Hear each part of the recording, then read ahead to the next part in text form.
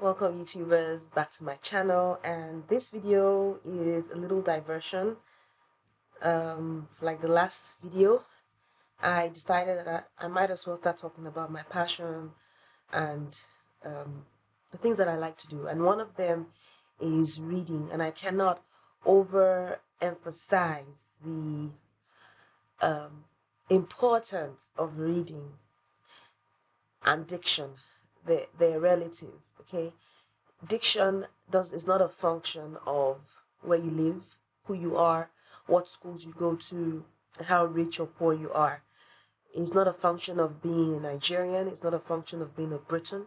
It's not a function of being a Chinese, an American. You could be any of these things and still not know how to speak properly and still not know how to write properly. You could go to the best schools. Now, I went to Grange, I went to Corona, I went to International School, University of Lagos. I went to good schools. And some people even went to better schools like Atlantic Hall and all that stuff. Okay, did I just say better school? No school is better than my school. Okay. Anyways, you could have even gone to better schools. You could have gone to schools all over the world and still not know how to speak.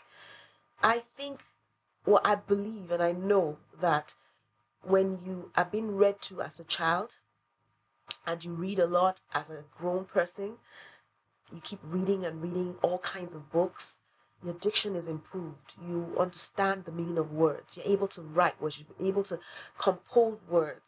Put words together, put situations together, put your thoughts into writing, be perceived as intelligent and actually be intelligent. So when I schooled, I had the privilege of schooling in three different continents. But when I schooled in the United States, I used to I love to write and I love to read anyway. It's natural for me. I used to I I think in high school I actually won a poetry contest. But when the our teacher used to she would ask us to write compositions, and I would write some compositions and I would use some big words. Well, I didn't think they were big words. They were not big words to me because I'd been reading them. And she had to ask me, "Are you sure that this word is supposed to be used in the composition?" And I said, "Yes." You could check the meaning. I could even tell you the meaning, but you could go to the dictionary and check the meaning. I mean, the teacher didn't even know the meaning of the word. So I'm not saying this to discredit her or to discredit anybody, but when you read, your vocabulary is what's the word? It's not coming to me. Is broadened. It's expanded. Your imagination has no limit because when you read, you're taken to places. You go to places even without physically being there. And I have found that children that are being read to speak very, very well, and they have no problems understanding the adult that is speaking more complicated forms of English to them. Okay, so I have been reading since I knew how to read. Since I knew how to read, I and then when I started getting selective with my reading, I started reading Sidney Sheldon a lot. I love, love, love Sidney Sheldon. I read a bit of Daniel Steele.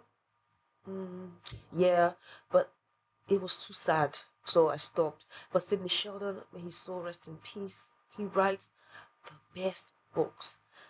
Now that I've read all his books, and I have all his books, and I've read them like 20 million times, I could tell you the stories of each and every one of them.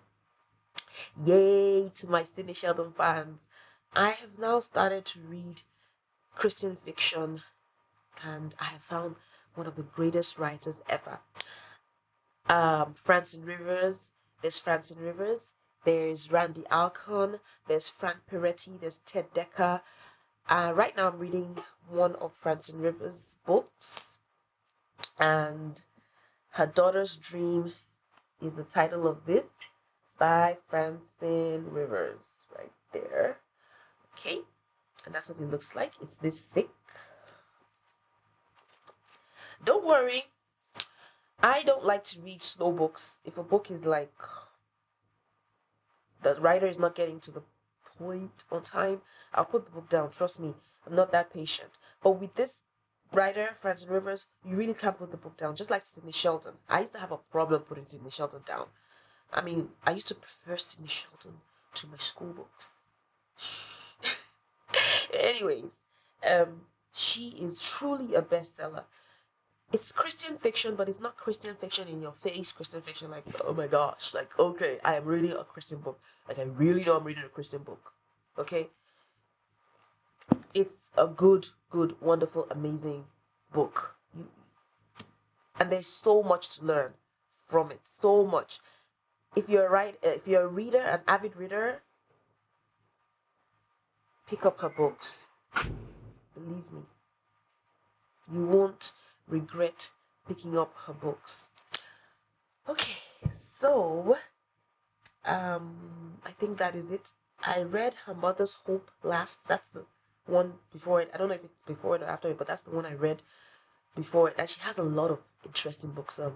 Mark of the Lion series, Scarlet Letter, a whole bunch of books. Trust me, a whole bunch of books. Good books. Good books. Thank you so much for watching. Don't forget.